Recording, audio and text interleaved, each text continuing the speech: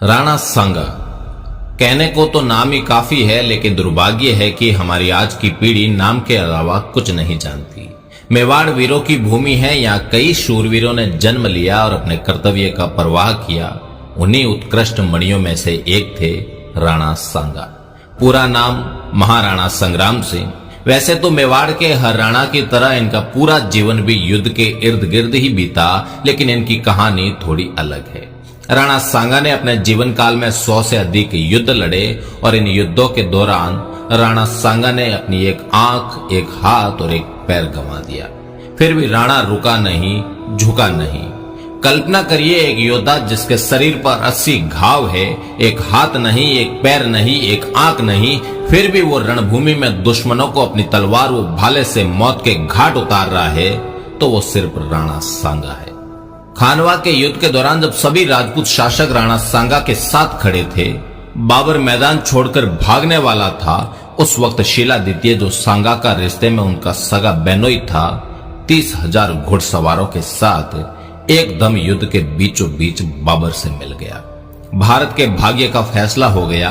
आने वाले 300 साल तक समरकंद से आए तैमूर वंशी तुर्क, जो मुगल कहलाए, हिंदुस्तान के भाग्य विधाता हो गए।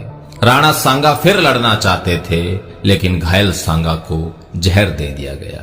इतिहास के पन्ने कुर हकीकतें होती है। सुखद बॉलीवुड फिल्मों जैसा उसका अंत नहीं होता। सांगा हिंदुस्तान का बादशाह नहीं बन पाया। सांगा को हराने वाले बाबर की कब्र भी हिंदुस्तान के बजाय अफगानिस्तान में बनी। राणा सांगा ने 100 से अधिक युद्ध लड़े, जिनमें मात्र एक युद्ध में पराजित हुए, और आज उसी एक युद्ध के बारे में दुनिया जानती है। उसी युद्ध से राणा सांगा का इतिहास शुरू किया जाता है और उसी पर खत्म किया जाता है।